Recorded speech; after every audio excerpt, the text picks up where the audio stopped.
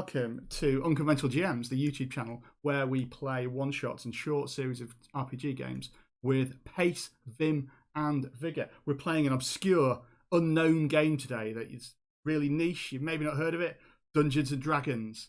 It's quite the hit on the YouTubes we've heard. So the first time Unconventional GMs, we're going to be playing it. And we're playing an adventure from the Radiant Citadel sourcebook by Ajit George, a selection of independent adventures centered around a sort of interdimensional citadel. We're playing the first adventure from it, Salted Legacy. So all of our characters, we've got an array of players here who are all playing characters who've decided at first level that going down a dungeon and fighting goblins and falling down pit traps might be a bit of a dangerous way to start their adventuring careers. So they've decided to go to Dyn Singh, to the Nightmarket there, and compete in the market games. So like Iron Chef competitions, all of that. That sounds a lot safer way to get your sort of fame and fortune than the traditional adventurer's diet. So let's meet our players and the characters they will be playing. Starting with my fellow Unconventional GM, Gaz. Gaz, yeah. who are you and who are you playing? I'm too eager to get going. I'm Gaz. I am, apart from an Unconventional GM, one half of the What Would the Smart Party Do podcast, the UK's premier RPG podcast. I'm playing Gibbler, who is a halfling folk hero. He is well renowned throughout the land, a rustic hero. He's welcomed wherever he's met with homely food and comfort. So at the minute, he's kind of a celebrity chef without doing the cooking. If you imagine if the hairy bikers were halflings who just went round and everybody fed them rather than having to do the chefing, that's kind of how he's viewing adventuring at the minute. That whole goblins and pit traps things is not at all what he's used to. And while he's in town, there's usually a spate of burglaries and other things that happen which are completely unrelated to his visiting, but nevertheless happen at the same time. Excellent. That sounds brilliant. Ben, do you want to introduce your character? Sure, but first I'll introduce me. I'm Ben. I'm the other half of the Smart Party, and by now probably at least a tenth of the Unconventional GMs. So I'm working those segments up. I tonight am playing Xander. I am a sorcerer, which is absolutely blindingly obvious when you see my character. I'm a tiefling, the tallest member of our party by a good 3 or 4 feet, I would imagine by now. I am of hellish descent, which means I've got the full kind of devil look going on. Glossy red skin, black curling ram's horns, forked tongue, yellow goat's eyes, smell of brimstone, but I can certainly dress appropriately too. So I dress myself in pale moonlit robes and lots of face jewelry. I am flamboyant in my appreciation of the arcane arts. Sounds lovely. Becky, who are you and who are you playing? Hello, I'm Becky, enthusiastic TTRPG player and very reluctant GM. I am playing Ella today. So Ella is a gnome monk, and has sort of a big fuzz of green curly hair in the middle of her head, but then completely shaved sides. Has got brown eyes, which are magnified a little bit by extremely thick spectacles, which she's wearing. She's wearing loose-fitting clothing, 3/4 trousers, all in sort of earthy colours. Very petite, even for a gnome at 3 foot nothing. And is covered in like bruises and old marks of sort of training, and has come out into the world having discovered a truth about the universe, and this has led her to her recent decision about adventuring. Excellent. I look forward to discovering that truth in the next 2 hours, possibly. And finally, last but not least, Dimitri, who are you and who are you playing?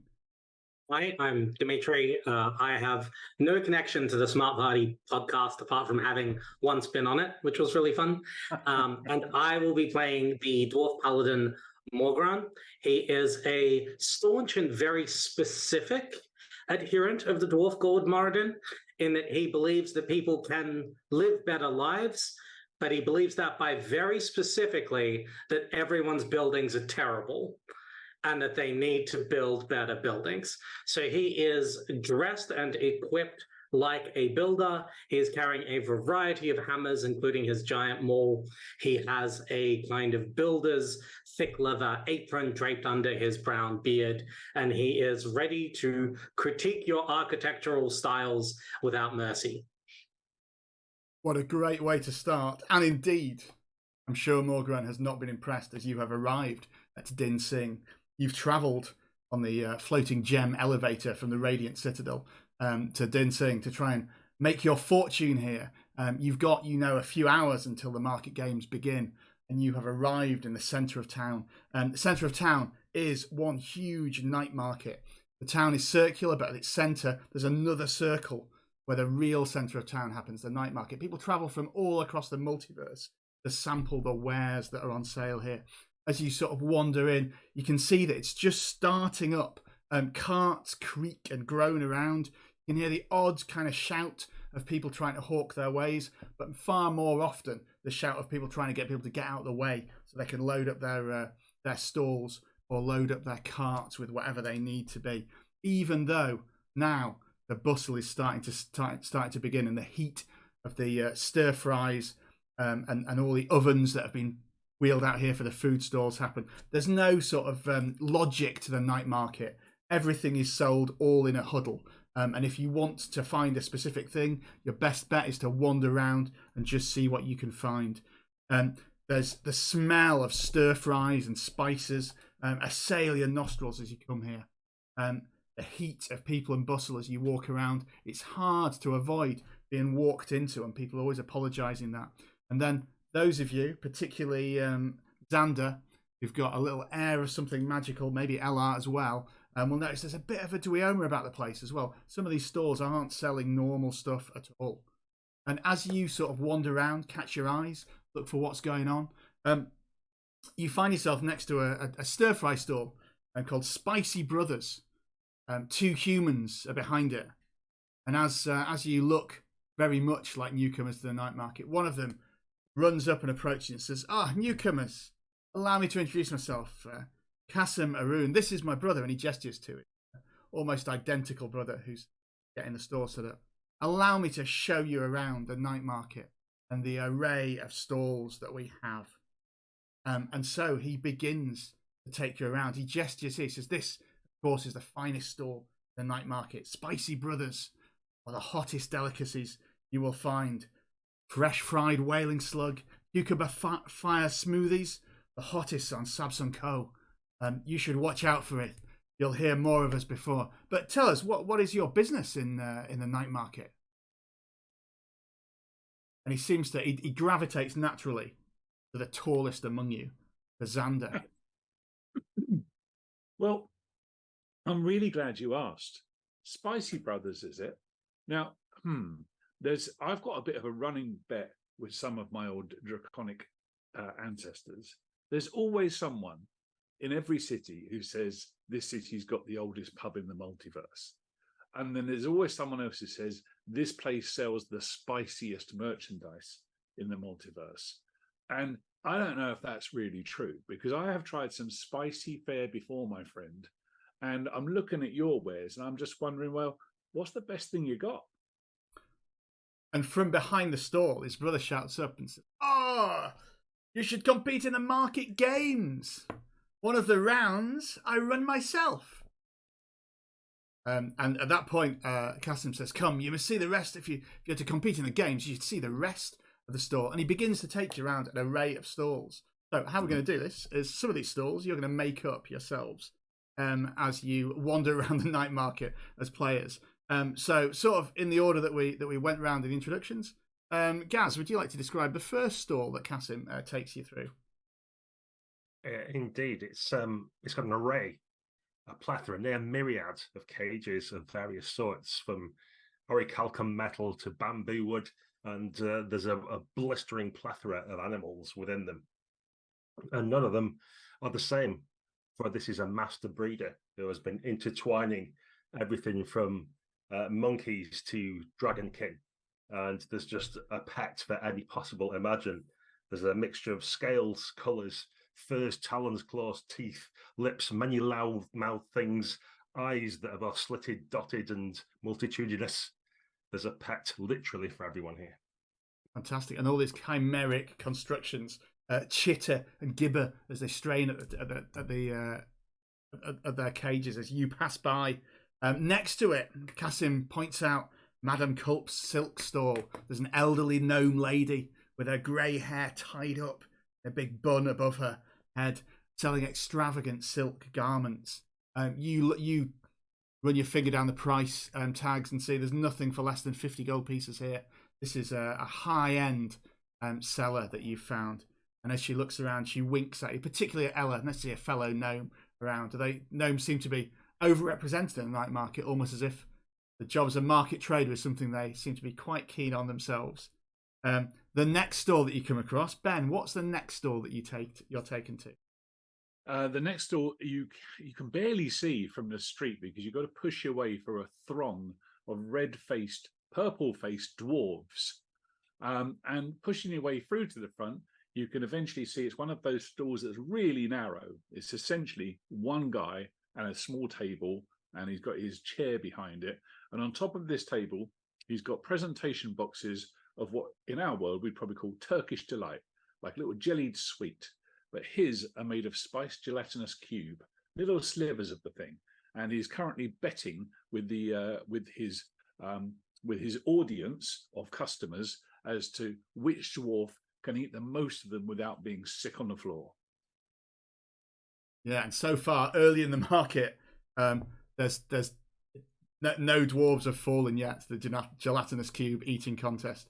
You note that there's a little Dweoma on the mop and bucket beside, as if he has to do some solid cleaning up after some of these events from it. It's a very clean mop and bucket. It is, yeah. It sparkles with some kind of cantrip to clean up gelatinous cube, semi-digested gelatinous cube. Along the way from this, there's another food store. You see Zungun family seafood. You see huge woks under enormous burners. The heat crackles against you, and you see huge pods of beans and enormous chopped up prawns. And prawns the size of your head are being fried in them, with huge wooden sticks being used to pat them around in the hot oil. And your eyes burn as they throw in the chilies as you do that. Until you come to the next stall. And Becky, what's the next stall that you come to? So as Ella has been going along, she's been having to take down her glasses every time they get up to one of these stalls to see. And as she does that, coming into focus is the next stall, which appears to be some sort of plant stall. So there's like a network of plants going up the supporting poles, and then just a network of leaves and these beautiful like purple and pink heady scented flowers as well. And then behind the stall is all different plants, all in really weird things. So there's like a little egg cup with a little succulent in it with like tiny flowers at the ends of the leaves, and then some plants that seem to be moving on their own, others that are like changing colours. There's one that's in a mop bucket that looks like it might actually be from the stall couple up, and that this was the one they used to use. So yeah, that's the next one. Yeah, something very strange is growing from it. Lovely. A little bit way up from it, as you get in towards the centre of the market, towards the market games, you see another stir-fry shop, the Trusty Leek. This, however, has much smaller, tiny woks, and you see very, very carefully cut, tiny little doses of ingredients being fried in them as they hit the searing oil. And you notice from behind that the ingredients from this are all like Blink Dog, Displacer Beast, Hippogriff. These are all monstrous components that are being fried up in here. Until, as you see the market game stall almost come into focus, there's a final stall that you see. And Dimitri, what is it? So as Morgan's been walking through this along with the rest of you, he's been maintaining a running commentary that's sort of mother-in-law in her hated daughter's house style, but just critiquing every construction he sees in absolutely incomprehensible ways. But one he doesn't have much of an issue with is a large and very gaudy purple tent, within which you can see quite well-dressed and wealthy clientele go in one by one. And as they sweep aside the folds of the tent, within it you can see seated at a high table in front of a backwards-facing chair what looks for all the world like an illithid. and above which there is the sign of the store that says "Sovereign for your dark thoughts." This appears to be a stall where those who are burdened by dark secrets can come and have them sucked out of their brains by an illithid who has thus found a way to acclimatize to society. Fantastic. And yeah, there's already there's not a queue forming, but you can tell lots of people like looking over and being quite tempted, checking the price list and wondering if they might come back when it's a little quieter.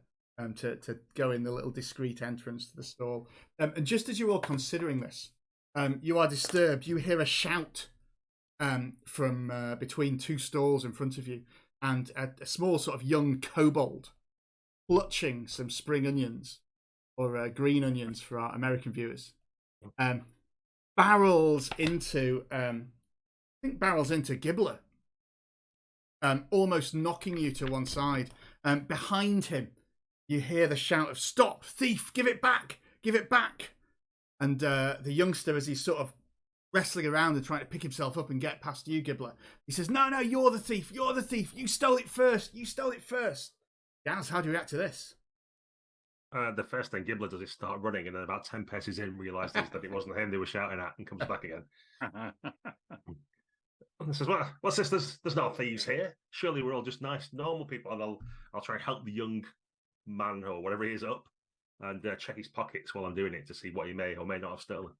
Okay, well, as you see, there's a gnome holding a big wooden spoon with a sort of curve on that you might use for what, chasing sort of after him as he does this.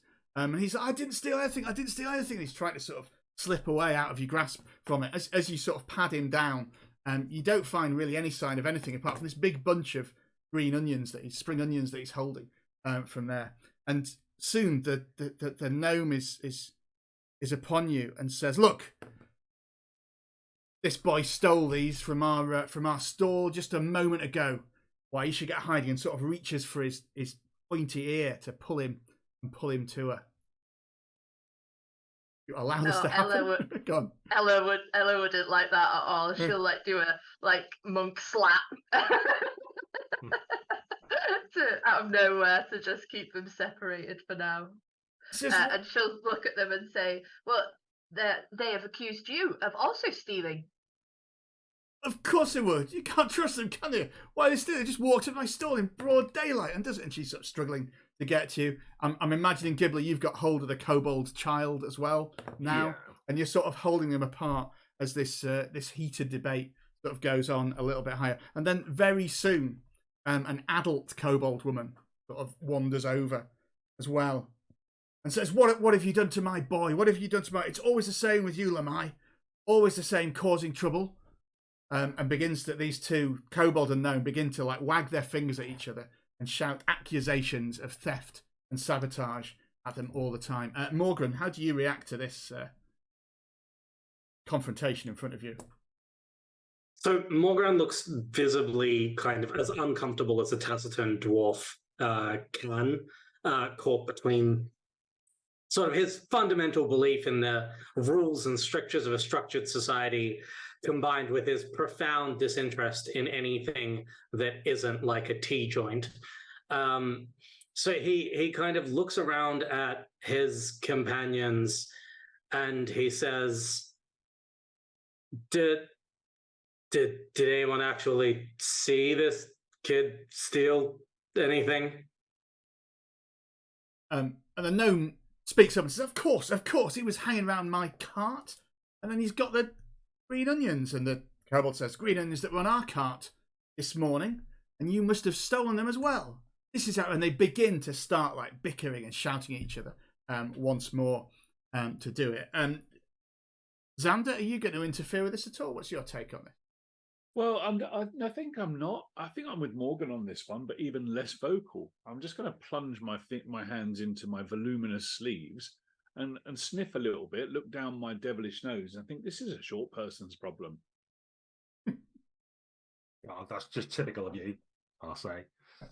I'll pull out my little short sword even. Whoa. Wave it around dramatically. And I'm going to cut the bunch of green onions in half and offer half to each party You go, there you go. Wisdom of the halflings, that is. Okay. At this intervention, I think initially both of them seem united in outrage that you've managed to do that. And then like there's a moment of stunned silence, and then they begin arguing about who gets the green end and who gets the white end, and like what they need to do.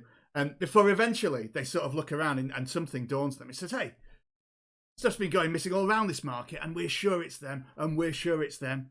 And the gnome speaks first. Says, "Look, I'm Lamai Temmo.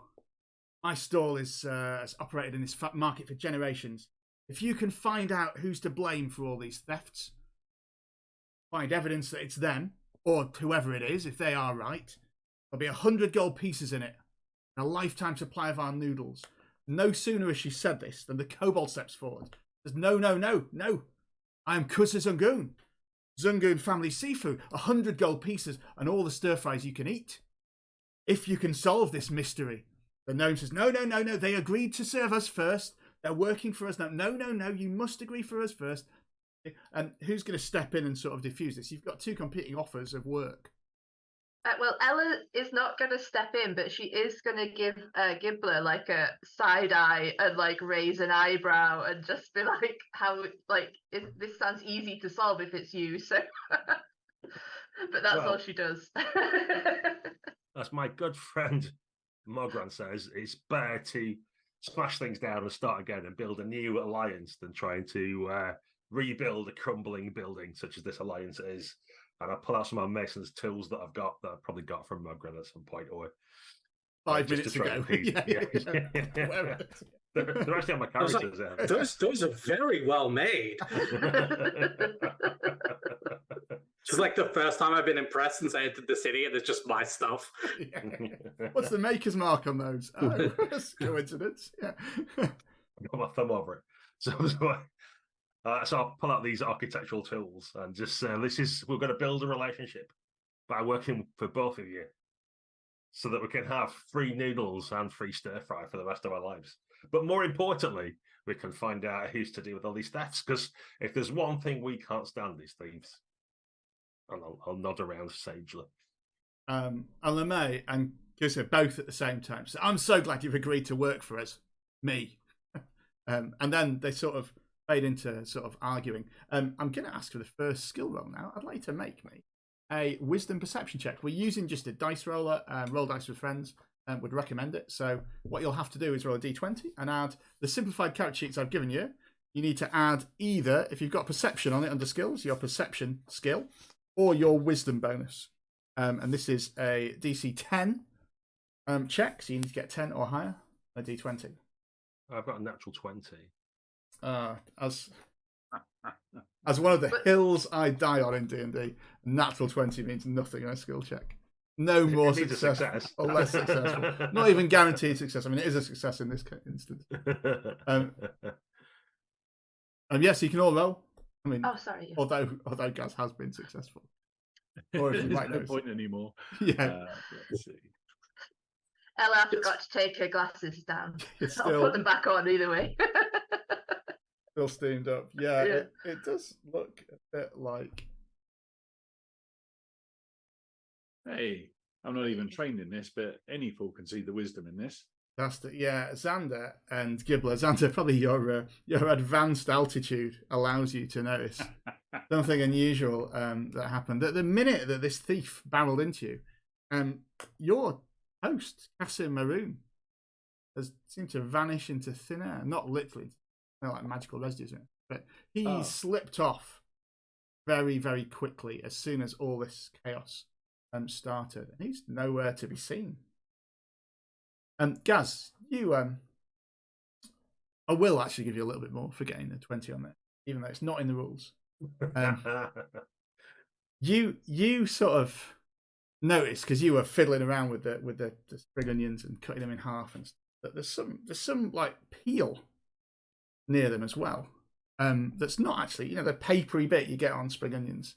There's some other like peels that look a bit different, like they belong to some other fruit, whatever, near it as well. It's maybe as if something's not all what it seems here. It's a little bit, and they're a little bit sticky with juice or something, as if something being spilt on them.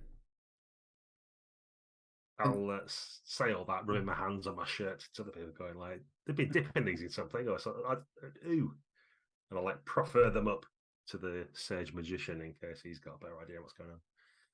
What are these? And I'll poke at them with a black fingernail. Well, they're not normally sticky with extra papery, leafy stuff on them. Have you noticed, while I'm poking these papery offerings, have you noticed our erstwhile spicy brother is nowhere to be seen? Yeah, I saw him sneaking off. Did you? Okay. Right. What's this sticky stuff on here, Guy? Can I ascertain what this is? I'll let you have maybe a nature check. Be the best one. This is going to be quite a challenge though, because it's you need to be doing. I'm going to say it's DC 15. The nature I think is off wisdom. Yeah, that sounds legit to me. I mean, it won't be any issue to me at all as the wisest of tieflings. Let's see. Okay, grand total of 19. Yeah, like those onions. This is like some fruit juice or something, and there's a pip here as well. If there were some fruits around, someone's been eating fruits, and then has stolen it. Yeah, I mean it's not. We should hunt them down and skin them alive. For that, and just as you make this revelation, you hear the tinkling of the bell. You're just near where the night market starts, and you hear the shouts to say, the market games, come. They're about to start. Don't be late. And there's already a queue forming of groups arriving to compete. Oh, we did say we were going to take part in the games, didn't we? We did indeed. Let's push all thoughts of 100 gold pieces to the side for a moment. I smell competition in the air. Perhaps we should keep an eye out for a fruit stall, though, as we make our way over there. Yes, there may be some rogue fruit eaters in this market that we have to teach a lesson to. Lovely. And you're very near the market games. It takes place in the central part of the market. There's like a tent. In fact, there's 3 tents for the 3 events of the market games. And as you register yourself as a team, you get a little bit of a taste of what you're going to have to do. There are 3 rounds. There's the Arun Family Pepper Challenge. There's the Hide and Silk Challenge. And there is finally the Iron Chef Dyn Singh Challenge. And you actually note, as you see everyone assemble, there's like an audience appearing as well. Lots of people seem to be chatting and gossiping. Maybe between rounds, it's a chance for you to ask around and see what's been happening with the market. Because even as you move around, you hear some sort of arguments going on. And it seems as if quite a few stalls have had things stolen from them and things going missing, which you surmise is quite unusual in the night market. Well, how about this? So when we're signing up to register, obviously we now need to spend a great deal of time thinking of our team name. Yeah, that's important. I'd like to volunteer the long and the short of it. But perhaps a previous entrant, someone on the registration list, had sticky fingers. Do we recognise any of the prior team names of any of our contacts or associates with their sticky juice-laden fingers signed up and left damning evidence on this registration form? You run your fingers down the registration form and look to the previous things, but it's remarkably clear, as if everyone has that feels like this may not be an avenue. None of your fellow competitors seem to be legit. At least you've ruled them out, I guess. Yeah. And indeed, many of the competitors, they don't seem to be night market regulars. This is a bit of a tourist trap. Most of the people at the night market are busy sort of working and making money from all these people coming in to compete in the market games and watch it and see what's going on. You get the sense, actually, looking down the names, there's nobody from the market that you met who's competing here. And you'll maybe know a little bit about this as you look around, but the night market stalls seem to be, they last for generations. There's very little turnover in them. Families keep their stalls in the night market for hundreds and hundreds of years. It's very, very stable and unusual for such a theft to be taking place. And all this chatter is sort of big news around that people have been stealing things and sabotaging stalls, and shipments have been arriving damaged. This is all quite unusual for them, and they're not happy at all. But before you can worry too much about that, you are taken into the first tent red and green striped. For you are going to face the Spicy Brothers, a Rune Family Pepper Challenge. Again, Kasim seems to be nowhere to be seen, but Vi, his somewhat more friendly and helpful brother, greets you. You see leave the tent the previous group who've competed in this pepper challenge. One of whom is clutching his belly, the other one with a bright red face, sweat dripping off him and gingerly shaking as he drinks a glass of milk. And Vi explains the challenge to you. There's a table with 4 seats, appropriately sized for your contestants. There's a basket of mixed peppers in the middle, chilies of various sizes, and several pitchers of milk, many of which have already been used by the previous contestant. There are 3 rounds. Each round, you need to eat a pepper. It's quite straightforward. Just lean into the basket, select a pepper, and chomp it down. We'd recommend eating it whole. You don't want to take your time over it. You'll thank me later. 3 rounds. As long as you can stay in for the 3 rounds and eat those 3 peppers, you'll be fine. But anyone who doesn't manage to continue eating the peppers, or who has to reach for the milk, there's a little woo from the crowd there, will be eliminated. We'll see how many of you can make it. And the first question he asks, he says, will all 4 of you compete? I've already picked a chair and got like my gingham cloth tucked in my front of my shirt. Ella is looking quite uncomfortable and like just not like a little like a deer caught in the headlights, but she does copy Gibbler and just takes a seat next to them and looks quite astounded that she's done it. Lovely. Morgan's not about to be thrown up by people 1/3 his mass. So he sits down over the chair and sort of frowns and grumbles as it creaks under his weight. Okay, so how this works in terms of... Sorry, Xander. Is Xander joining us? No, absolutely not. This looks absolutely barbaric. I hope they don't do themselves any permanent damage, but what a puerile entertainment this is. Okay, so you watch from the sidelines to see what's happening. How this works in game terms, just to be clear of the system, is each round we'll go sort of Gibbler, LR, Morgren. You'll reach for a pepper. I'll determine how hot it is, which also determines the difficulty class of your Constitution saving throw that you need to make. If you succeed, you're fine. We can do a brief bit of narration, but bear in mind there are 9 of these that are going to happen.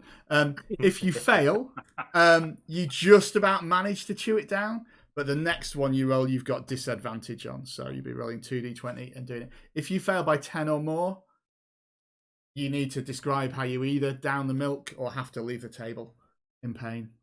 And that's sort of where we go with it. Okay, so DM, I won't be immersed unless you describe all 9 peppers in just full detail. In full detail for that, yeah, with everything. I'll just roll on my D300 chili pepper table. Sadly, it's a D10, not a D100 here. I'll do that for you then, Morgan. Okay, the other 2 we'll go really quickly. Okay, excellent. Right, so Gaz, you ready? You're the first in line because you took your seat first. You reach for the pepper, and it's just a common or garden chili pepper, DC 10 save. This is a green one. Normal, you've had worse. Mighty voting. Yeah, I'll snap it down. What's more is I pulled out a little side plate with some cheese on that I have with it.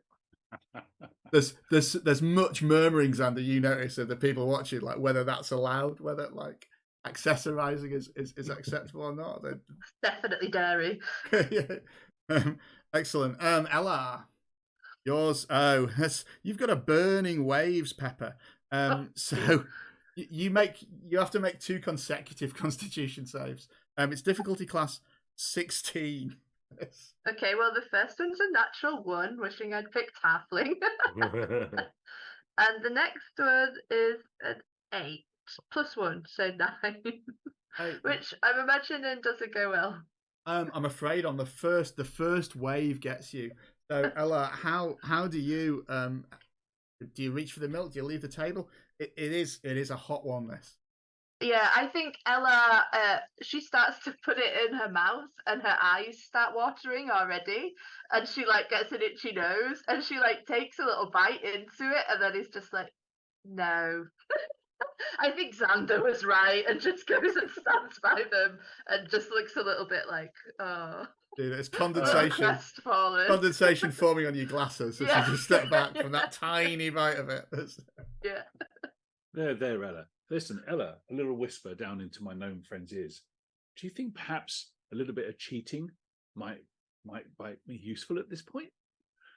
Oh, I don't think our friends would say no to that. No, I don't think so either. Right, Guy, I fancy a little bit of barely perceptible prestidigitation to change the flavour of the chilies that my friends are going to eat. But not Morgan's, because I wouldn't want to insult Morgan's honour as a dwarf. Okay, well, indeed, as you're doing that, let's have Morgan's first round, and then the first round is sorted. Then we'll go to you, Ben, and see how it goes with your magical cheating. So, Morgan, just a common pepper. You don't know what Ella was on about. DC 10 con save. That's a 19. Yeah, it's quite bland actually. This. Yeah. I don't even chew. Just down in one. Just stand up and go to the crowd like, are you not entertained? But none of them get the reference. They don't. And they don't, well, given that only one person is left, it wasn't particularly dramatic. They don't look hugely entertained generally. They're just a little bit confused. The cheese is the most exciting thing that's happened. Plate of cheese. Yeah. So round 2 is about to start. There's only 2 contestants left in, says by Ben. What's your cheating ploy here? Oh, Ben, could Ella is going to try and help by upping the ante on her reaction to the chili as if it's like just hitting her now. So she's going to actually step away from Xander and he's going to be like, and like starting to retch and things and just trying to draw the attention of the crowd and make it easier, hopefully, for Xander to pull off what they want to do. Superb. So prestidigitation, you can just cast the spell. I think in order to cast it in such a way that people don't realise that you are obviously cheating, because they must have had first level wizards here before with the cantrip prestidigitation. I'm the only one. They've seen those before. Those first level spells, you read about them in books. I think you're going to do a sleight of hand check. It's probably the thing to do it on the slide. You can have advantage though, because LR's distraction is the crowd are now, they've forgotten about the cheese. Is that gnome okay? So with advantage, you can roll the 2d20s at once if you want. And this is probably DC 12 because there are quite a few people there. Okie dokes. So with a click of the fingers, I can have Ella's ears actually smoke as well, which I think would just add to the distraction. Okay, so I can do a cubic foot of chilies on this, which is, I would imagine, is probably enough. And I can reflavour them to taste of custard. And my best roll is a 16. So indeed, you do manage to make this effect, and you seem to go unnoticed as the crowd are just like shouting at Ella and saying, "Right, right." And yeah, I'm going to say, so you managed to get the in this big hamper. There's actually a little bit more than a cubic foot. So I think what I'm going to have is that maybe the pepper heat for the next 2 rounds is going to be rolled with disadvantage by me. That seems to be that is the ruling that I'm going to go with, because you can't be sure you've got them all. Yeah, you can't be sure they've got them all. You don't know whether they're going to go for it or whether it's fitting, but it does seem to be. Nobody notices, but it does seem to be. Taste of really, really hot custard, which is actually more upsetting. Yeah, really strong custard flavour. Spicy custard, yum yum. Lovely. So round 2, Gibbler, you reach in, unaware that this sort of magic has been done. And in fact, the 1 is your disadvantage. It's a dud, this pepper. It does just, in fact, taste of custard. Yeah. Well, I'll reach into my backpack and pull out some chili jam and put that on to spice it up a bit. I was going to say, yeah, in fact, the good news is it doesn't burn you. The bad news is it doesn't go very well with the cheese anymore. It doesn't really work with that. And Morgran, were you affecting Morgrans or not? No, I don't think so, because I think dwarves have an iron constitution, don't they? I'd be interested to see from a purely academic point of view just how bad this goes for them. Right, well, let's see then. Go on. So point of order, DM. I do have dwarven resilience, which gives me advantage on saves against poison. Now, is spice technically a poison, or is it more of an acid? I think I'd let you have it, actually. I think it works. I like the idea of dwarves being able to eat really hot food. I think that's fair enough, isn't it? Yeah, that seems reasonable. Right, so yeah, you'll get it straight, though, whatever it is. And obviously the highest... Oh, it's a Burning Waves one again, like you did for Ella. So you're going to have to make 2 con saves. You do have advantage with both of them. This is DC 16. Okay. Doing my best. First wave is fine. First wave, no. Yeah. And the second wave as well. You get the feeling if you weren't a dwarf, that would have really hurt that second wave. But but Morgan's convinced that anyone but dwarves should just fall apart constantly. So for him, it's just like, well, yes. Also a stiff breeze. Yeah. The second dwarven stomach kicks in, and another sort of the thick lining of pork and beer just encapsulates the pepper. Yeah. The ablative stomach lining that you had before getting out of bed this morning has helped with that. And brilliant. So round 2, successful. Both Gibbler and Morgan have survived. But they say, round 3 is coming. Oh, it's difficult, round 3, and everything. As there's ooze from the crowd. And indeed, we'll do it. So you're still at disadvantage. Well, I'm at disadvantage to roll my pepper heat for you, Gaz. Gibbler, that's a 5. Oh, this is still a common pepper, so just DC 10. It's one that Xander's magic has evaded.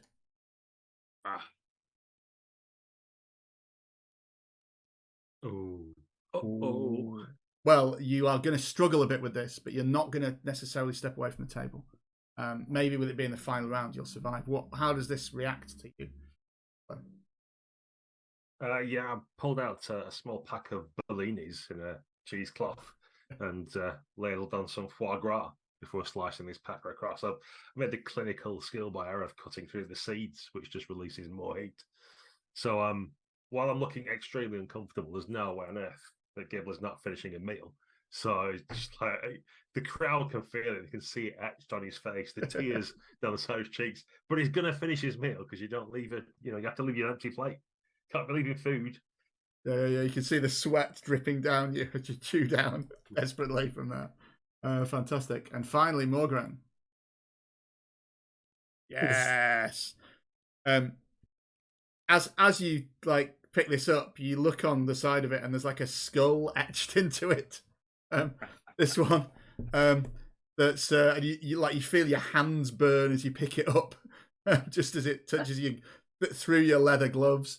And as you eat it, this is good. This is a DC 10. As you bite into it, as you look around, all the audience and everyone who's with you, everyone's face turns into like a flaming skull. A little bit unsettling. You can shake it for your skull face pepper. DC 20. Save this. With advantage or without? Yeah, still with advantage. Yeah. Not quite. So that would be a 16. So you are uncomfortable, but you're not at the point of stepping away. So what does that look like as you struggle a bit with this?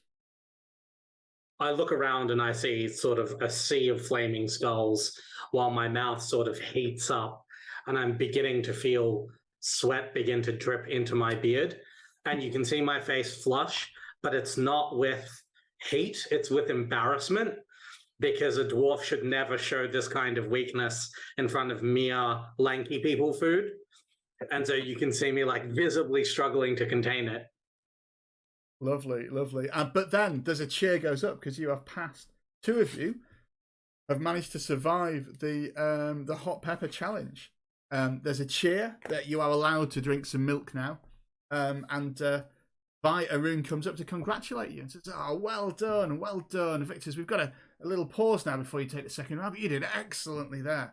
I've seen dwarves do well, but I've never seen a halfling do it well. And we'll need to look at our rules of engagement to see whether you're allowed to bring cheese next time. An excellent idea, though. An excellent idea. That's what we do at home all the time. I'm surprised you don't have cheese stuffed peppers here as a regular. You can have that free on your menu.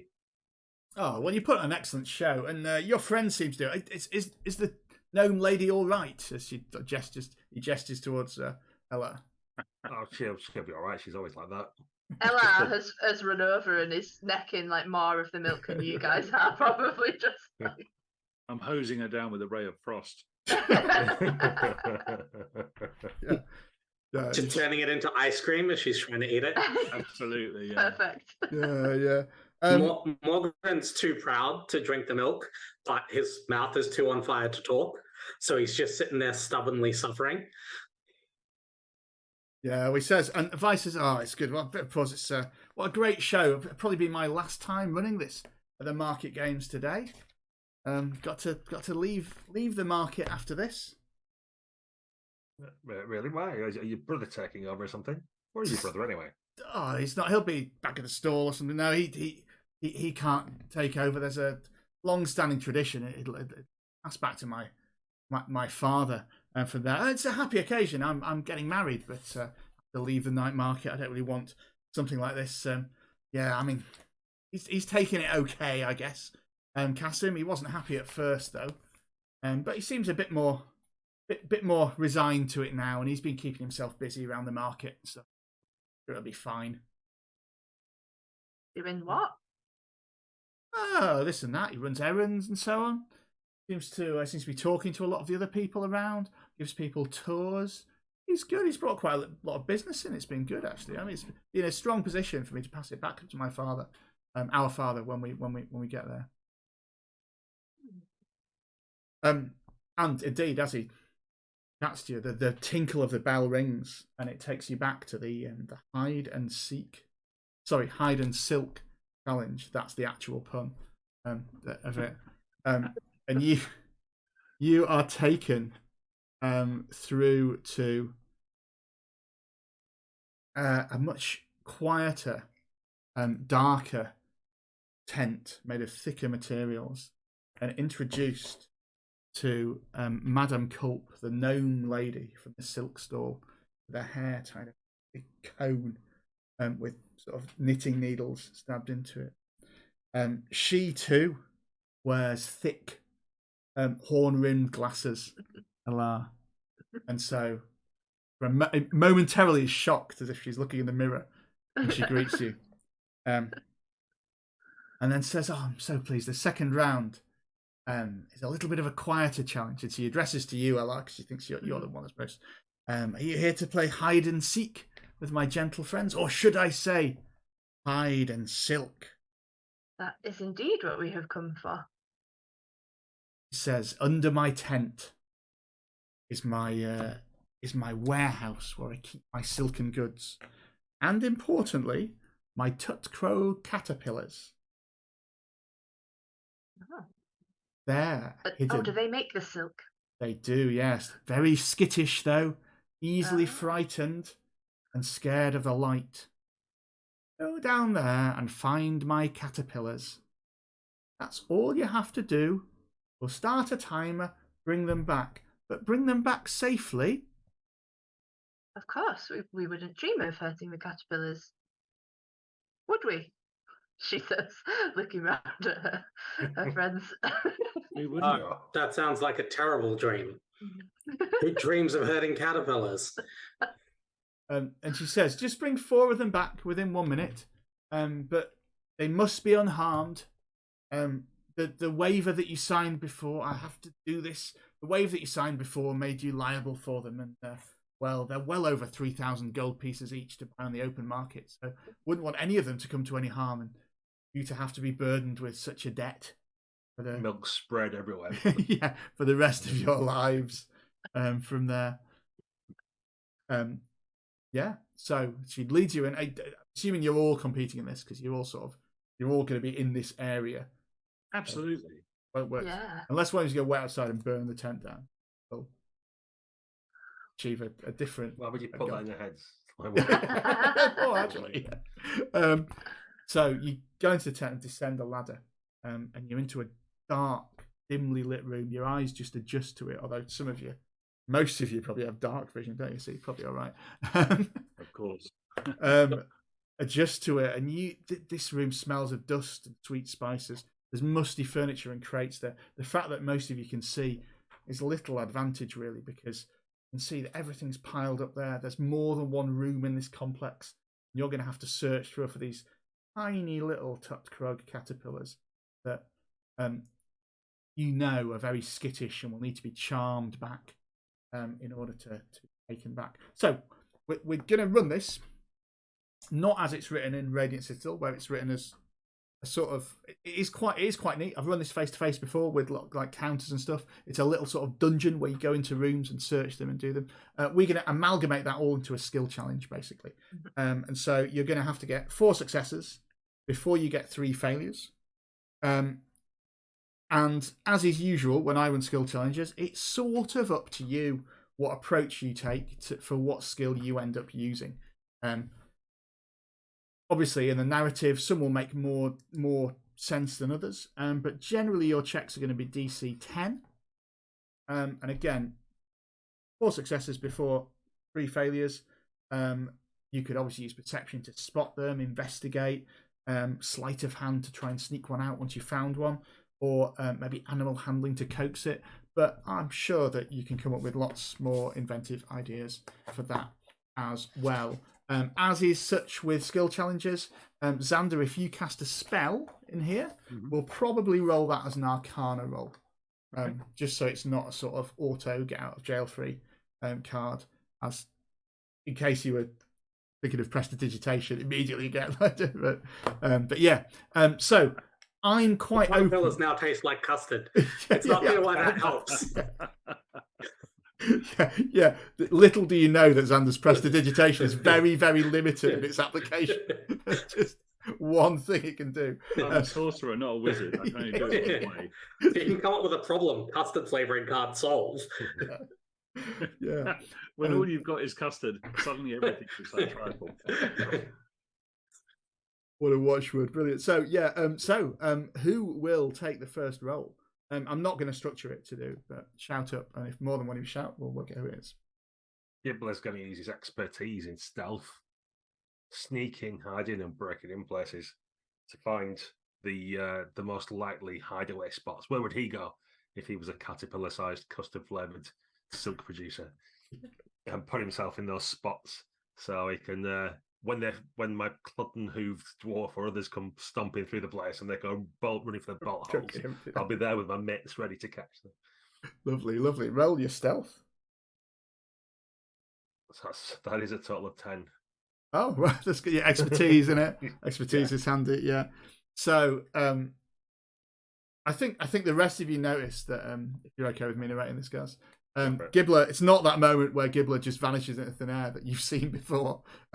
He's very much still here, still there, and he's sort of stage sneaking around, looking under boxes and so on to try and find likely hiding places. But he's pointing some out to you as he sort of stage whispers that there could be some under here. Right. So Gibbler's been. Who's going to go next? Ella will go next. Oh, sorry. Yeah. No, please. Okay. Ella, all you. Okay, so Ella is going to she's going to like parkour up some of the poles or whatever is nearby the walls even, and then she's going to start like hanging off the different silk drapes that are all over the place, sort of hanging up to dry or in the middle of being weaved, and she's going to just start like going really quickly around, swinging from silk to silk, like having a good check of the rooms and just trying to like do a similar thing, I suppose, to what Gibbler was trying to do in like just having a good sweep of the area and sort of pointing out anything that she notices. Lovely. That sounds like acrobatics to me. That's what I was hoping it would be. Yeah, that's a good acrobatics pitch. So give it a go. So that is a 18. Lovely, lovely. So yeah, indeed, as described, you're swinging from silk to silk, getting a good aerial view of, and you certainly catch some movements where these caterpillars are there. Some of which are running away from a halfling who's exploring the area. but you're able to point them out to your friends who may be able to maybe catch them. Dimitri or Ben, who's going to go next? You 2 successes out of 4. You just need 2 more without getting 3 failures. Morgan quickly realizes he's probably not going to be a lot of use catching small caterpillars, but he is somewhat inspired by what Ella's doing. And so what he's going to attempt to do is run around the very, very circumference of these rooms and try to spook them out of hiding by smashing his maul against the walls, in part because he just hates the stonework. So this is a very self-motivated kind of tactic, but it is going to be really loud and trying to herd these things towards his more dexterous friends. Lovely, lovely. I think probably that's a check with Mason's tools, if you've got that proficiency. Yeah. So I have Mason's tools. So proficiency would give you +2 on whatever stat you use to use it, which is possibly strength, actually, because you are banging against walls with it. So yeah. Let me go. So that would be 16 plus 5, 21. Yeah, so there's this bang, bang, bang. Onlookers from outside who are obviously just waiting. There aren't many people watching this event because it's not that exciting. People disappear for a minute and either come back with caterpillars or don't. But more are appearing now as this sort of echoes up through the market. And a gnome face like peers down the ladder to check, is everything okay in there? As this bang, bang, bang does it. And we're 1 success away, Ben, from you catching the critters. So no pressure. That's fine. Fireball. It's always the answer, except when you're collecting caterpillars in a competition. Okay, right. Xander is going to drop into a cross-legged sit in the middle of this chamber, swirling his white cloak about him. He ponders for a moment. They'll be expecting me to use prestidigitation, no doubt. They'll be wrong. And I reach inside my voluminous wizard sleeve, and from a small pouch, I take out the material components for the light spell. As any magician will know, it's a firefly or phosphorescent moss. I brought both. And I set my phosphorescent moss on the stone floor in front of me. I put my tiny little firefly on the front of it, and the firefly does a sexy dance to attract caterpillars. Lovely. Is that animal handling or is that arcana? It's a magical firefly. I'm hoping it's arcana. Firefly choreography. I think that falls under arcana. Yeah. Give it a roll. Cool. Okay. 13. 13. In fact, no need to recreate the sexy dance of the firefly. We'll leave that in the imagination. Please. This is theatre of the mind, so we can just do that. And these 4 caterpillars are mesmerized, moving up towards the phosphorescent moss. One of them even starts to maybe chew on a bit of it, and who knows what silk will come out of it when it does that. And indeed, with all the 4 caterpillars there, you're able to grab them up and gather them up, and just as the timer is running down, scamper back up the ladder to meet Madame Culp, who is overjoyed, and particularly after all the banging and crashing that was going on down there, her caterpillars have been found and rescued. She says, "Oh, that's so good, my little pets," and she grabs them and starts. I'm surprised they're so calm. They've been very skittish recently when I've been taking them round the market. Especially near some of the stalls. You know, whenever I see people arguing about theft or sabotage, it's as if they can hear them and they get really irritated and jumpy and nervous. Oh, that doesn't seem right. Can I put out my hand to sort of gesture for one of the caterpillars back? Yeah. She sort of puts one onto your hand there. It is sort of a small burrowing creature, isn't it? Yeah. That's what I'm going for. That's what you're going for. So I just give it a gentle stroke down the back, and I say, "Oh, what's got you all upset?" to the caterpillar. And it says, obviously caterpillars aren't. I'm not going to do a caterpillar voice because I haven't prepared one. It sounded like you were.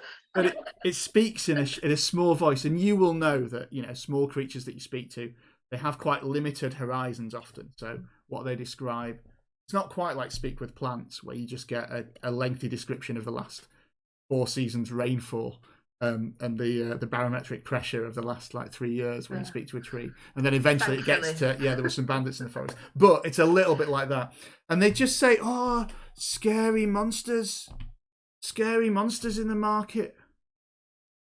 Where? Oh, all about stealing stuff, like flying monkeys. Scary monsters. They don't see it. Oh, the people, the humanoids, they can't see them. No, she doesn't see it. Like gestures to Madame Culp. She doesn't see it, but somehow the caterpillar sort of gestures to her thick glasses and says she doesn't see much. Oh well, I know the feeling. So no offence intended. No offence intended, madam. No, that's fine. 2020 vision is a blessing. Those who have it don't really appreciate it. Madame Culp, who is also a gnome, is like, what are you talking about? What are you saying? What was that? Oh, he's not been doing that again, has he? Like pulls him back off. He's like, be more respectful. And like settles them in. So yeah, you get that. As you hear this, there's a bit of commotion. You get the rest of you can get the sort of snoop and the gossip around. And it seems that there has been more sabotage has happened. And in fact, the gelatinous cube Turkish delight store, some gelatinous cubes were found at the stir fry place that does monsters. And obviously, there's been a lot of argument about that, about whether they were stolen or not. Because it's bad for business, they've sort of calmed down. But there's a lot of chat about who they think stole which one and what happened to what. With that, that's the main thing that's gone on. And on that revelation, you've got a small pause before your final challenge in the match. And we're going to take a small pause too. So a quick intermission. It'll be a matter of seconds for you at home through the magic of editing. But we're going to go to intermission now, and we'll see you back a little bit.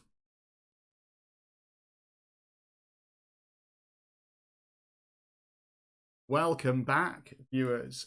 We're all refreshed. We've been and chowed down on some monstrous seafood back in Dyn Singh Nightmarket, and are ready to continue our quest. Before the break, we discovered several interesting facts about it. Maybe there's a little pause before the final round where you are able to have a bit of a discussion, put your heads together, and see if you can throw some ideas together about what might really be going on or who the culprit is. Well, Ella will disclose to everybody what she heard from the caterpillar, because I'm assuming not everybody understood what was being said. And I will specifically mention the flying monkeys, I think it was, that were causing them quite a bit of distress, and that they were saying that the patron of the silk stall, that she wasn't able to see them, and I wasn't actually sure whether that's because she was struggling with her vision impairment or whether it was because people just can't see them. But yeah, I'll make sure I share all that information with you.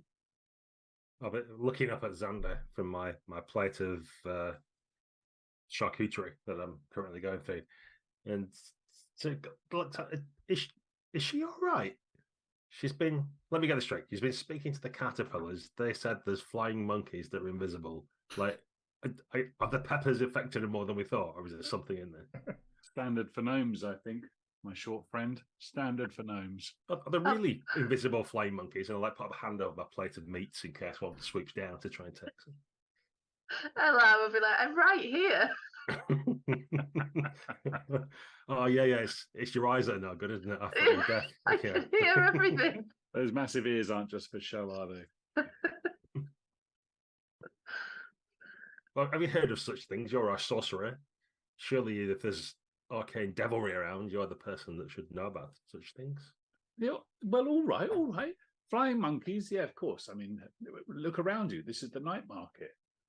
This kind of thing is probably happens every day. I think we may even need more detail than flying monkeys. Okay, I mean, you can make a little Arcana check to see what your magical knowledge tells you. I'll say DC 10. A little cheeky one. Cheeky Arcana check. Okay, well, I've rolled a colossal 6. Yeah, you definitely need more data. Flying monkeys isn't enough. You haven't seen flying monkeys around. That sounds unlikely. I'm still very suspicious of the Spicy Brothers too, Me or at too. least one of them. What do you guys think? Especially the errant one. Yeah. Mm. Have we heard any rumors about? I mean, this seems like a really stupid thing to do, but I mean, if I had a stall and I was causing trouble at other stalls, I'd cause trouble at my own stall to make sure the finger wasn't pointed at me. But by chance, have we heard of all these stalls having trouble, but the Spicy Brothers stall has been left completely alone?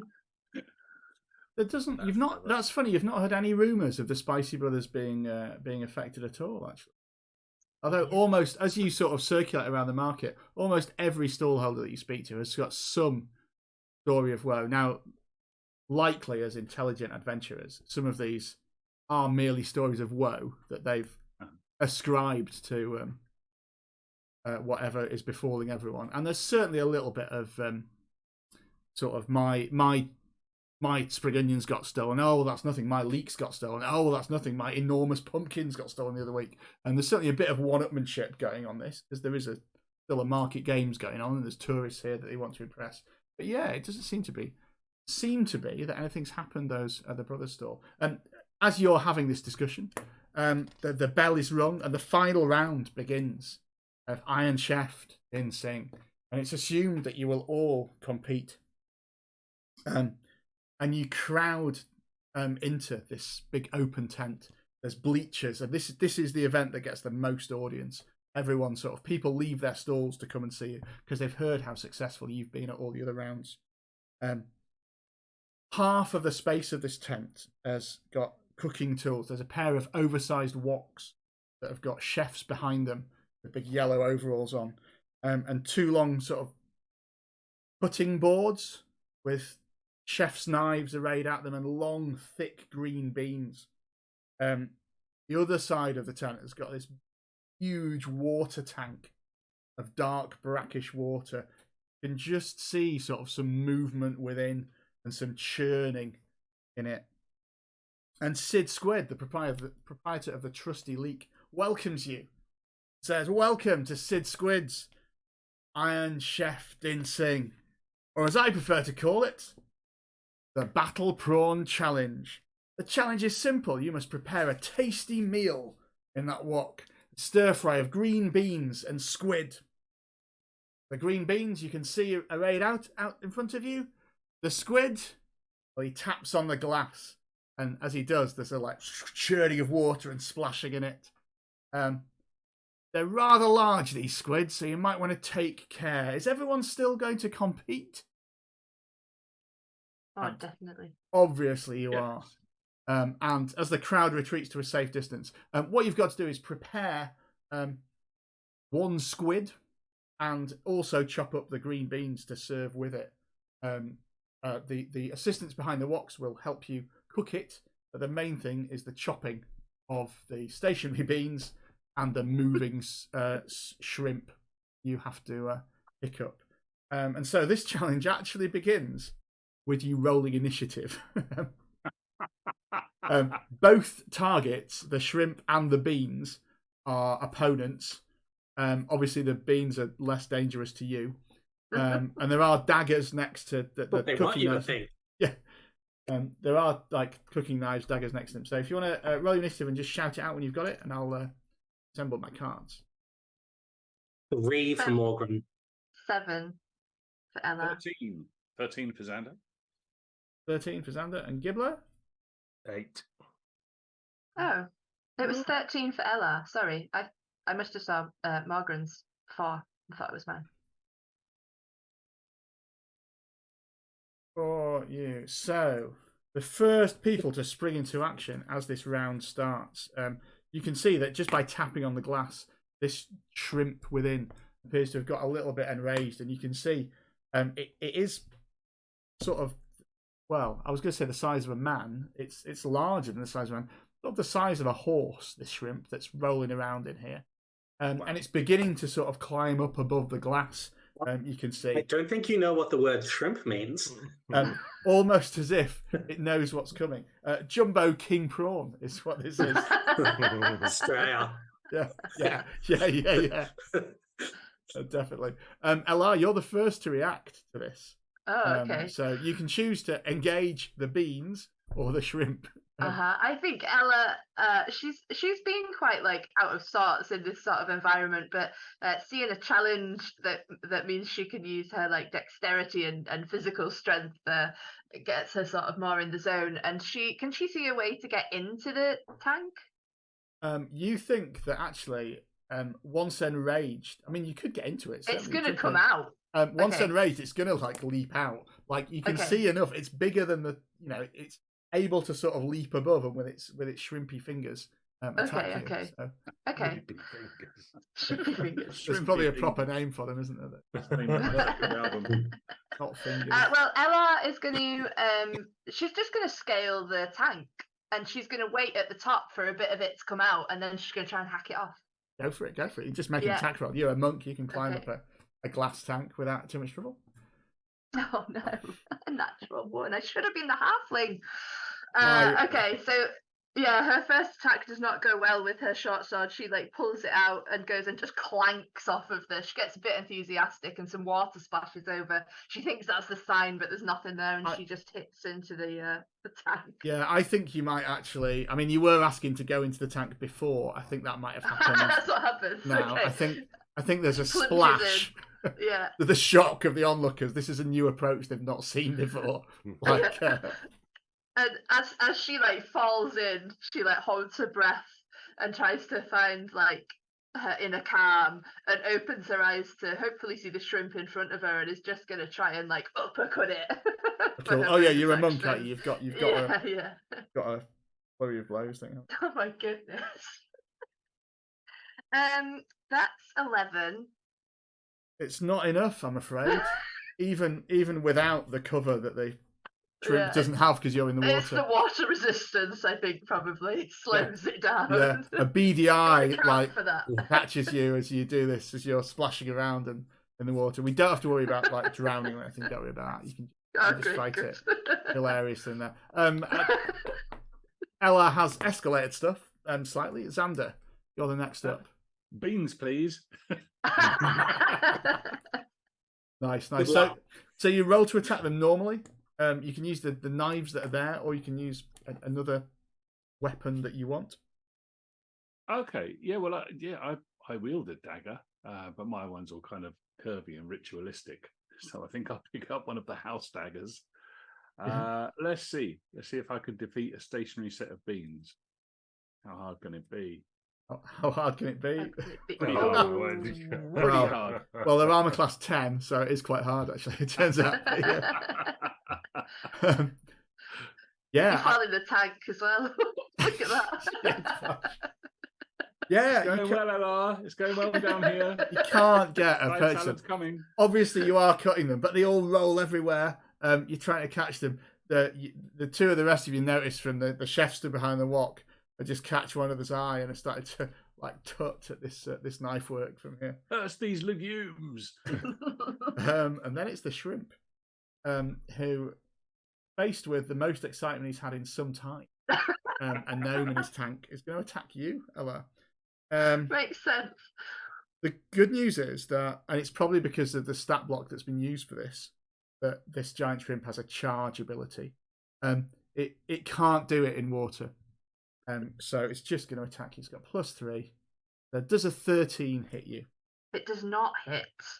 Okay, so even in water, you Ella manages to fend it off. Evade the shrimp's claws. They have big claws, don't they? Shrimpy fingers, remember? Shrimpy fingers to attack you. Gibbler, things have escalated. It's not going too well in this first round. What are you going to do? I'll give the chef the plate of nibbles back that I was sharing with them. and rush over. There's a kind of grey and white overlay goes at that time. We're fighting in the moon of Selak Numar, that evil wizard, and he had his animated armor with lobstered plates on it that was trying to defeat my poor enormous friend there. And recalling back to that time is if you can get between the plates with your knife, you can bring it down. And that's what the shrimp embodies for me as I leap up to make a sneak attack while it's busily engaged with trying to devour the gnome's flesh. Indeed. It is completely distracted by this because you're out of the water and it's got an opponent there. So you're going to have advantage on this. The bad news is it has got cover from a big glass cage. You need to get 13. I must have at least 13 because my text is +3. So yes. You do indeed. Right, roll your damage. All right.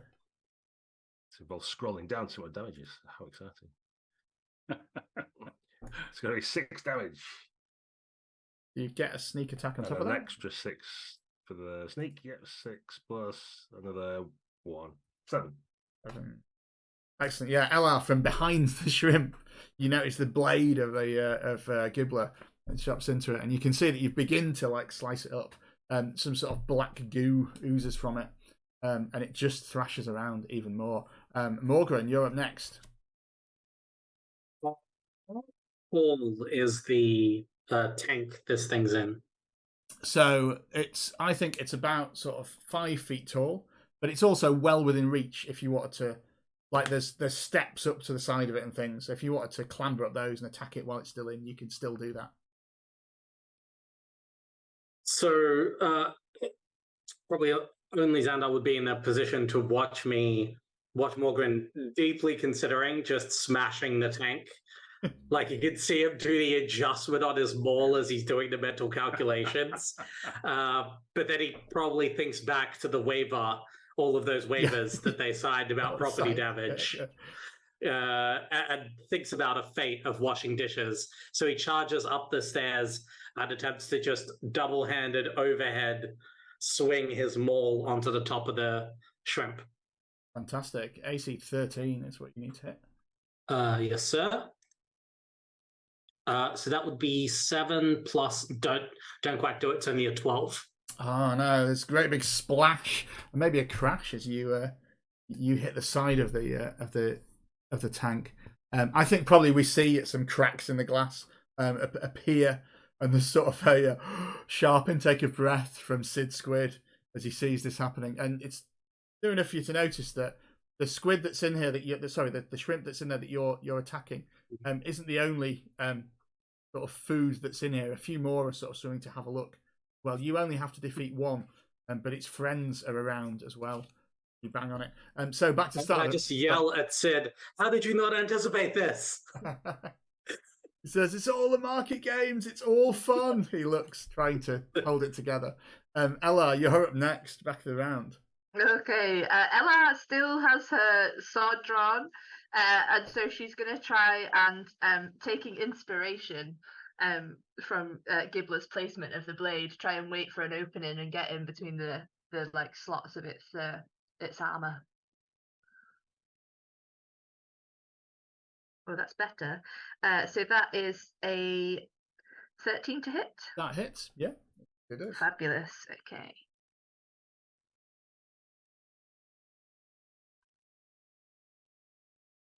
Oh, how do you take? Oh, there we go. Double click them. Sorry. So that is a 8 damage. Okay, the shrimp is on its last legs, fingers, swimming fingers, but it's still thrashing around there. Okay, well, Ella's gonna go in again, and she's gonna try and like swim up and come out, and then drive down with like a fist on an elbow onto the top of its head. That hits as previously established. Yeah, that's great. Oh, it's a D4. Sorry, let's just put that in. Oh, that's good. Nice. That's another 7 damage. And the shrimp is defeated. Do you want to describe how you managed to emerge from the water with your chopped up so shrimp?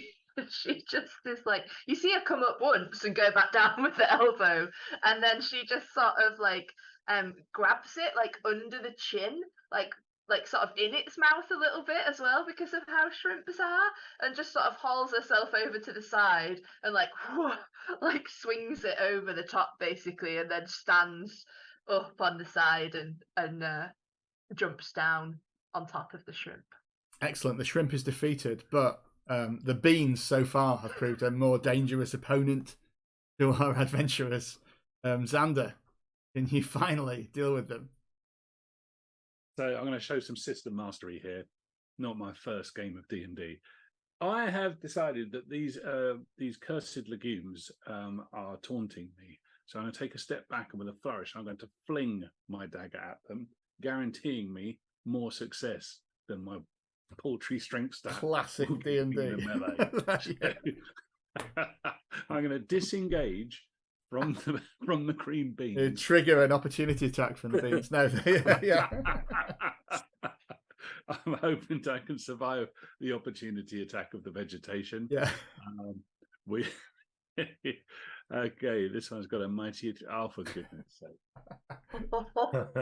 Knife bounces off a walk. What are you doing? What are you doing? Are you insane? Gibbler and Morgran, do you want to narrate? Because the ending of this challenge, the thing that there isn't a time limit on this, so rather than us spend the rest of the time fighting some inanimate legumes, do you want to just describe how you deal with this? Yeah, I'll shout to Morgan. Don't worry, Morgan. I've got this. Get ready to crush them on my mark. And I'm going to leap up with my short bow and sneak attack the green beans, pinning them to the chopping board in place so that Morgan can bring down his weapons to bear. Good job we're not shooting into melee. Well, they are indeed unaware of you as green beans, so you can get sneak attack on them. Yeah. You don't have to roll; you can just do that. Yeah. And then Dimitri Morgan can like smash them up, and they get and everyone celebrates, and you get to eat the stir fry that you made from it. And Sid comes up and says, "Oh, that was a very as you're sort of relaxing and getting over your Ella's drying off." He says that was a very unconventional approach that you took to that challenge. I don't think I've seen anyone do that before. It's our lack of conventionality that produces such a standing success.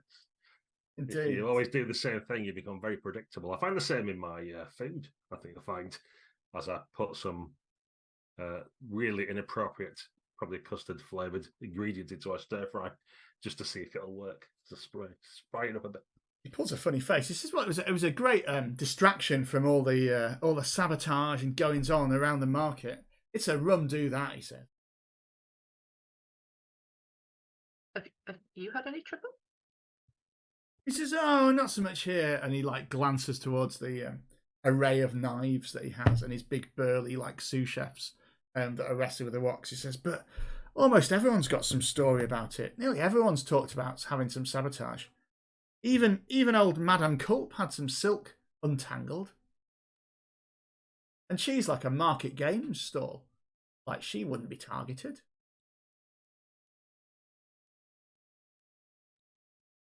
And I mean, the Spice Brothers, they haven't had anything on them. But then, I mean, it's a sad story anyway that they're splitting up now. I don't think Cassim was very happy about it. He was going around talking about buying another stall, trying to buy people up. But it's not really how it happens here. No one's going to sell anywhere around here. So lucrative. Look at all the people. People come from all over the multiverse to see this. Like, no one's going to sell. Certainly not to a grumpy guts like him. Well, I suppose unless things got really bad around here, and then people might not be as keen to have stalls. Do you think? Yeah, well, that's a sobering thought, isn't it? I'm just glad that I've been spared from it. It's funny though. The other day, I thought that maybe I had, but we caught it just in time. Somebody trying to set fire to the store. All we found around it was some like peels, or little orange peels, but little tiny orange peels. I've got some here somewhere, and he pulls out this like pile of this. This was all we found. Yeah. Do you know anyone that sells this fruit? He sniffs it. He says, Never heard of it. You could search the market, see if you can find it. I think we should. Does it look like the sort of fruit that flying monkeys might eat? I mean, it's quite small. It looks like the peels are just like tiny little oranges from there. And in fact, because we established before that Xander just needed a little bit more information to identify the fruit and stuff, this is the same aroma of it, and you're able to piece it together. These are persimmons, tiny little persimmons, peels that have been found, and it's the same sap that was found in the theft that you saw before. Mm. So this is going to be a reasonably niche product, then, isn't it? So all we've got to do is surveil the market to find out who is the supplier of the persimmons. Mm-hmm. The persimmon conspiracy. Indeed. Persimmon gate. Persimmonious. Indeed. So searching the market for some persimmons is going to be, guess what, another skill challenge. So again, this is going to be a little bit quicker. You're just going to need 3 successes before 3 failures. Mm-hmm. And you can use, again, whatever skills you want. But what I didn't say before, but we all sort of understood, you have to go around the whole group before somebody has a second go, if that makes sense. Makes it a bit. But as you begin your search of the market for persimmons, I'll throw in a bit of clues each time as you do it, as you locate it.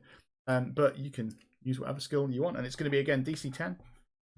To try and get special market-winning hats or badges or something, because we won, didn't we? Of course you do. Yeah, that's an excellent point. You get, I think they're like chef's hats, but with like silk entwined around them as well. Which might help us like get information off people's stuff as they know that we're. It does indeed, yeah. Because you won the market games, you get that, you get the prize, and that people will be open to you and talk to you about that. Nice. Well, I'm conscious I've been going first a lot. If someone else wants to dive in and. Sure. Okay, I'm going to keep this one simple then. I mean, I'm a naturally charismatic tiefling, and underneath this hat, surely nobody can turn me away. I'm going to try and charm some market stall holders and persuade my way into the avenues of the wholesalers and the logistics of where persimmons might come from and whether they're in season, and see if I can gather any information based on my natural charm and wit and new chef's hat. Excellent. The chef's hat, can't believe I'm saying this, will give you advantage on your attempt to charm, because you are now well known around the market as the market games people who gave the most exciting Iron Chef challenge ever. Well, thanks to the hat of the chef, I've got more than 20 on this roll. Fantastic. Fantastic. And indeed, you find from the wholesalers, these are very rare persimmons. They don't know anyone on the market who's actively selling them. That's not to say there aren't some somewhere on the market, but all the fruit sellers, there's not much market for them. They're very, very niche. They take a lot of peeling for not much payoff. Exactly. Very sour. So yeah, they're not selling them, and they can get hold of them, but nobody sells them. But there might be some around somewhere on the market. You can track them down. Understood. So who's going to go next? You got one success. Right. Sorry, Dimitri. Morgan is going to investigate a theory he has that they might be food for something. So if he could go and look around at some of the stalls that contain sort of various pets and exotic beasts to see if there's parsimon. Yeah. Excellent. Maybe there's parsimon peels piled behind a tent that he can critique the construction of. He's also, just to be very, very clear, he has spent much of this adventure sketching a theft-proof stall that is completely impractical and well beyond the budget of anyone. It's basically a fortress, but he is walking around proselytizing it as he's doing this investigation. Excellent. Yeah, we'll see if that, maybe at the end of the adventure, we'll see how successful that has been if someone invests in it. Asking the people at stall, you're going to have advantage again. It sounds to find out about animals and stuff. Might be nature or animal handling, which is wisdom. But you'll have advantage, of course. So it's only decent. Yeah, Morgan's not wearing that hat, so it's going to have to be straight. That's right. Sorry, everyone. That's a 5. Yeah, they seem. That's You find no. So you do establish the animal cage thing that you looked for before. There was no sign whatsoever of any. There aren't any animals that eat persimmons there. They've not got any in at the moment. You do establish that, but it's not really taking you any further. Who's going to go next? Ella can go. She's a little bit distracted by the thought of flying monkeys as opposed to the fruit finding. So she is gonna spend her time looking to see if she can see any flying monkeys. Excellent. Instead of in the hopes that they are peeling and eating the fruit. So that sounds like well, it's probably perception. I would say. Yeah, so wisdom.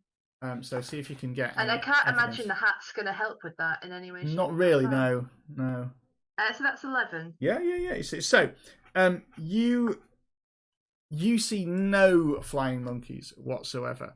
The only sort of that is a success though. So you managed to establish that. Okay, there are some market traders who say they've seen them every so often. They see these like fey creatures that look a bit like monkeys with wings, like tiny little things. Appear. There's like sort of market legend recently that people have said that they sometimes appear there with like persimmon peels and stuff, but nobody's actually seen them. It's as if they're maybe invisible a lot of the time. So, Gaz, one more success will get you to the root of the problem. Yeah, I'm going to try and gather up some fruit that's very similar. And go to perfumers and get some dabs of something that smells like persimmon, the eau de persimmon or something. And I'm going to set up some traps to try and catch one of these creatures. I guess using animal handling or something. So I'll set up some snares, some fake persimmons that have been painted to look like them, with a dab of this oil on them. And try and see if I can snatch myself a sample creature. Excellent. Whatever skill you think that is. Animal handling, I think. That's probably, yeah, that's fantastic. Yeah. That's your final success that you need. So you're going to get to the root of the problem. You do indeed find your snare, despite it not having actual persimmon in it. Does seem to catch a creature looking blue-skinned, looking wide-eyed with bat-like wings, that goes to your little satsuma that you've put it with the oil in, and then when it starts to eat it, pulls a little face. Now, your trap was successful to find it, and I will imagine we'll set the scene that everyone's here on the sort of edge of the market where you've trapped it, watching it. But these tricksy fey things, it doesn't seem to be that you're able to do it. So as you hear it, it starts to just caw and cry out. And before you know it, I'm assuming you've done this not in full view of everyone, sort of in a back alley somewhere. Before you know it, it does in fact attract its friends, or two other. You sense a sort of wind in the air, and Xander, you recognise these as windlings, tiny little cheeky fey that are tricking around, and behind them, shouting after them, is like, "Come back here! Come back here! I've given you what you want. Do the job. Why are you doing this?" And rounding a corner in this sort of dark market alley, you do see Hasem, your erstwhile guide at the start, who turns to you, shocked. What are you doing here? We can ask you the same question. We will, right now. What are you doing here? I'm finding my friends. I've just, I also train animals, and one of them has got lost. So I'm just here to reclaim them. He pulls out some persimmons, and the other two dive down and start carrying down on here. That's all it is. Nothing to see here. He starts to sort of back away. Get him. I'm going to rush behind him sneakily. Cool. Do you want to roll initiative? Because he probably realizes that the game might be up here. Oh, nice. I got a 20, but not natural. I do get a natural 20. So what is your initiative then? Because it won't be 20, will it? 23. Yeah. 12 here. 5 for Morgan. 5. Classic dwarf. It's going well, isn't it? Wait a minute. Reversing into combat. Yeah. Okay, so the Winlings would normally be the first to react, but the first person on the scene was in fact the person who shouted, "Get him!" Gibbler. You see Cassim is reaching for his rapier, which he seems to be carrying about on him at the same time to try and defend himself. But you do get the jump on him here. So you can go first, Gaz. Yeah, I think initially, because I want to be able to sneak up the item afterwards, but initially I'll just shoot an arrow to try and pin his foot to the floor, is what we'll do. He has armor class 15. And he has been struck. And has an arrow in him. Yeah. For 4 damage. Excellent. He shouts out in pain and says, "Help!" He shouts out in pain and then sort of thinks twice about it, about calling for help in the situation that he's in, caught persimmon-handed. And so just like starts to whisper to the Winlings that are feeding like, says, "Get them, go invisible and get them. You know that I'll keep feeding you. They don't have these." Ella, you're the next to react. Okay. Ella is going to run over to him, and she's going to sort of jump off different parts of his body, so bounce off his knee and then his arm, like a little flea making her way up. Yeah. And then she's going to bring down like her short sword, but just the hilt of the short sword on the top of his head. Oh, she's not. That's a 10 to hit. Yeah, he ducks out of the way and it clangs off his breastplate. Yeah. And because that doesn't hit, she's going to be enraged and is going to go for like a back slap with her other hand straight across his face, which does hit for an 18. Cool. So that's D4. And that's 9 points of damage. Wow. That is... right? Oh, no, that's not right. That's not right. Sorry. It's 7 points of damage. I added my attack bonus. Okay, that's fine. Yeah, so you slap him down to the ground and he's sort of staggering up. The chittering from the 2 Winlings, they're quite enraged by this. Almost as if their persimmon provider has been struck down by you. You know, Xander, though, as they begin to take action, these are Fae. They're not like devils or anything. So they're not like innately evil, and they're certainly not his familiars or anything. He needed to have the persimmons out for them to get him to do anything. They're going to go now, though. One of them vanishes, goes invisible, and the other one goes towards you, Ella, and tries to strike you with its slam. It says here, but I don't know. Very light slam. That's it already hits. Yeah, 23. Yeah. Guys. Caught off guard. Would you like to take 7 points of damage? Oofty. Yeah. Well, I wouldn't, but I will. As a surprisingly hard, like ball of flying monkey flies into you from there. It's Cassim now, and he throws out a dagger towards you, Gibbler, try and get you, and misses unless your arm class is like 7 or something. Already dissipated into the shadow. It clatters against the ground. From there, Xander, you're up next. Okay, right. With a flourish, I cast a handful of blue fine sand into the sky around me and mutter the incantation, "You are feeling very sleepy," and cast sleep on the bad guys. Excellent. Would you like to roll whatever? I've got no memory of how many dice you roll to see how many hit points it does. Well, I'm excited because I'm going to roll 5d8, which always feels like a letdown when you get anything less than 50. Is it? Yeah, 100. 5d8 feels like it should be a massive, massive score, and you work your way up, ascending through hit points, and you've got 25 to work with there, mate. Wow, that is what happens? That feels good. In fact, from there, Cassim and the flying Windling just exactly enough for them to both drop to sleep as he falls down. I mean, obviously, he doesn't fall to the ground, but he just floats gently down, and there's a soft snoring on the ground. And Kasim like falls, and his plate of persimmons like goes on the floor and like rolls all around, and you just see the invisible one like going and picking them up, trying to gather them all. This sort of pile of persimmons gets blown up and is attempting to run away with it. And you have defeated the cause of all the problems in the market. So how do you resolve this finally? What's your punishment for Kasim? What do you decide to do to teach him a lesson for all of his shenanigans? I think Ella would look to Margaret because she knows that they're a stickler for the rules. This could turn so dark.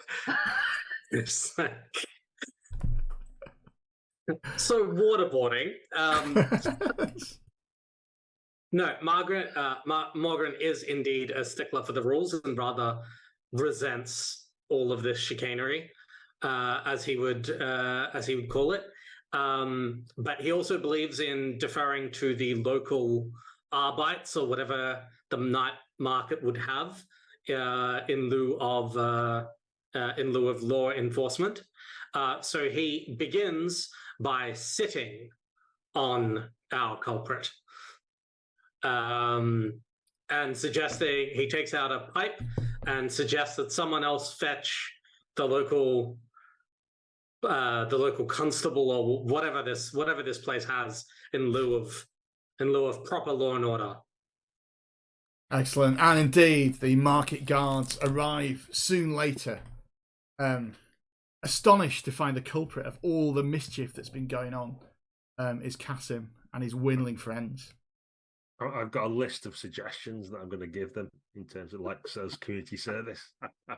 So that we noticed, and I'll adjust my silver hat, while going through our rounds of doing the competition, that someone had damaged the shrimp containment vat, so that needs repairing. Oh no! And the structural integrity of the silk farm was somewhat compromised by holes in the wall and other things which that needs mortaring up and repairing. And I'll basically cover up all the stuff that we've done wrong, so that he should be fixing them as things we discovered on our journey.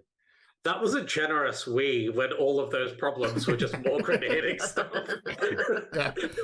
Yeah. I appreciated the team solidarity. Team effort. Towards the end of that list as well, Ella will chip in with that they should definitely do some of the taste testing of the chilies, just to make sure that each one is to the right spiciness, so sort of designating which category they fall into. Indeed.